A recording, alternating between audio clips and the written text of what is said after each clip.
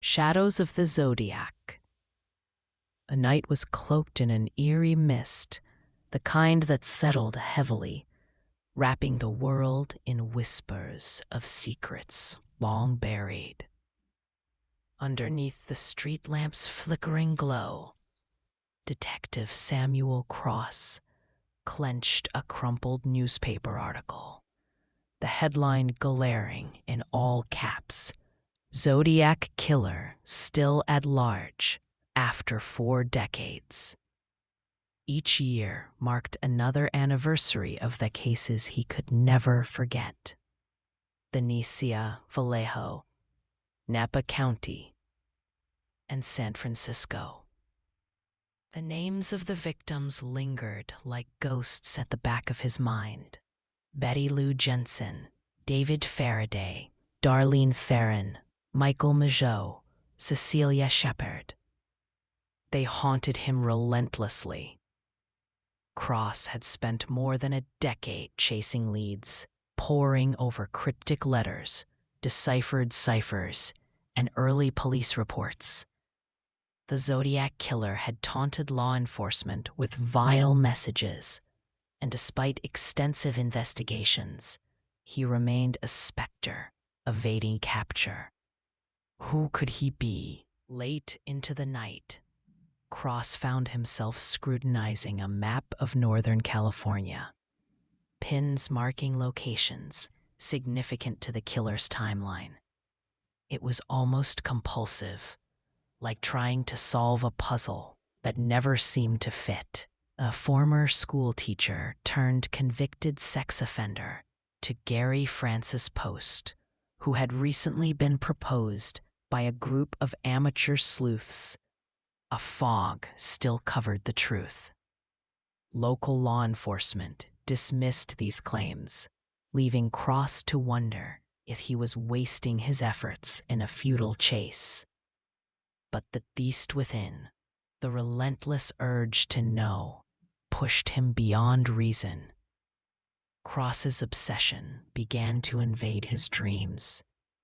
In one such dream, he found himself locked in a shadowy room, face to face with the Zodiac Killer. No face was visible, only the glint of the sun reflecting off a knife, sharp and shimmering with malice. The figure spoke, murmuring riddles that slipped back into the ether as soon as they graced his ears. "The solution is within reach," they whispered. Snapping awake, drenched in perspiration, Cross felt the pulse of adrenaline race through his veins. He needed to act, to reevaluate leads he had dismissed too quickly. Over his steaming mug of coffee, a half-eaten Danish lay forgotten as he opened his laptop, keyboard clattering under his determined fingers.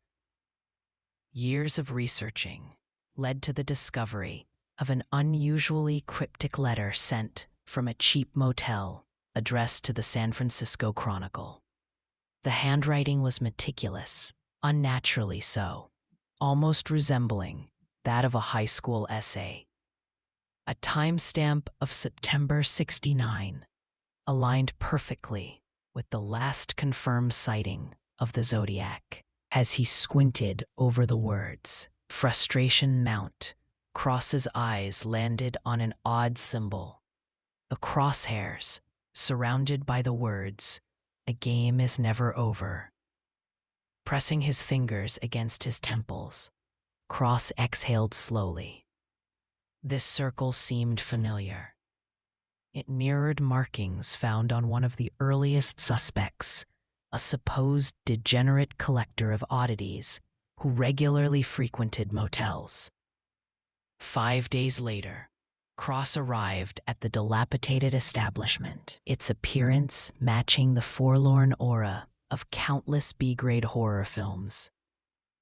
A lingering smell of mildew wafted through the air as his footsteps echoed in the eerily silent corridor. The woman at the desk watched him with wary eyes.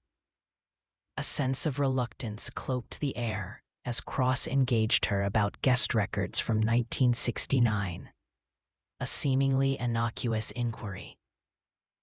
But as she sifted through yellowed papers and old keys, he felt a shiver race down his spine. Had he gone mad chasing ghosts, or had they long since become real?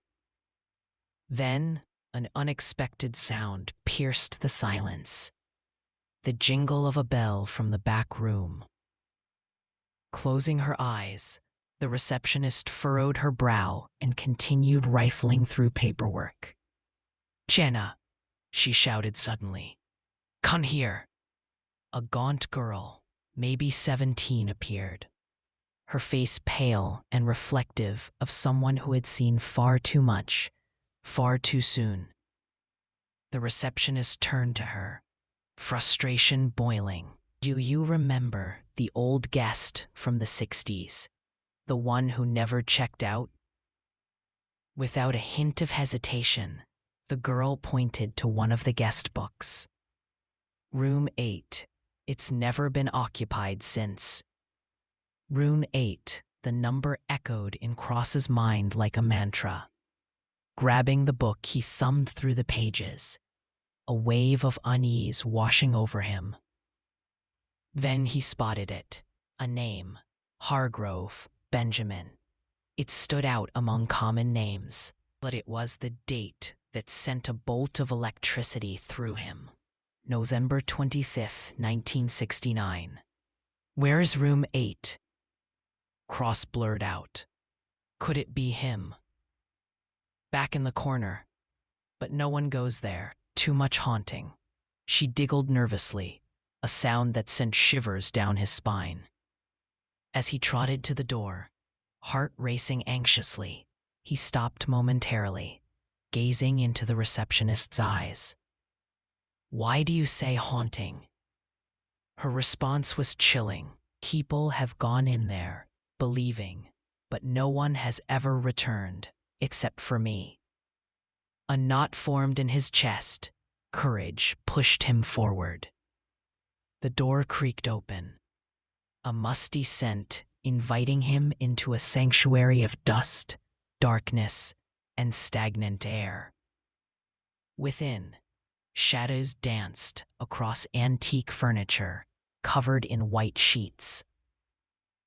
The room had been preserved in a time capsule, untouched since the day it had closed. Cross stepped cautiously, heart pounding, every instinct screaming that he was too close to something he was never meant to uncover. Then it happened. A flicker of movement, a slip of paper beneath the heavy drapes. He dove forward, acquiring the papers. Holding his breath, shaky, he began to read. The letter, dated 2 weeks prior to the firestorm of press frenzy surrounding the Zodiac's suspected motives, articulated fears of retribution. "The game moves in cycles," it chillingly concluded. "Someone knows where I am, but they only know half the truth." Cross's mind raced. The implication staggered him. What if this was more than just a taunt? In that moment, a chilling realization struck. Each year, on the same day as the piece of correspondence, there'd been a series of strange occurrences, almost melodramatic reenactments of the Zodiac's murders across the state. It wouldn't be long before this would happen again. Frantic, Cross flipped the room upside down, hoping for clues. As the clock mirrored the tick-tock of anticipation, shadows danced feverishly, culminating until a piece of fabric caught his eye. A tapestry hung beneath an overturned table, its intricate patterns fingering their way into the narrative. It was then a glimpse caught his attention. Needlework spelling out 3 words. "I am watching." As the chill of reality sunk into Cross's bones, the sound of light footsteps echoed through the hall, growing louder, until they melded into the shadows. The old receptionist, face shrouded in darkness, emerged. "You shouldn't have come here. Now you've opened Pandora's box." Fear gripped him, forcing Cross to retreat. But the door crashed against the wall in a violent clash as the figure lunged toward him, eyes gleaming with an otherworldly fury. The Zodiac killer had always lingered just outside the reach of law and reason. A phantom navigating the corners of this case. Maybe they were right. Maybe it was too late for answers. After all, some mysteries were meant to remain shrouded and untouched, left to haunt the shadows of memory. Gritting his teeth, Cross turned toward the dark hallway, unable to escape a telling thought. He was drawn toward one truth: that some mysteries should never be unveiled, lest they consume everything in their wake. The shrieks of madness echoed endlessly as he fled into the night, becoming just another character in the ongoing saga of the Zodiac, forever entwined within its labyrinthine enigma, forever lost in its chilling embrace.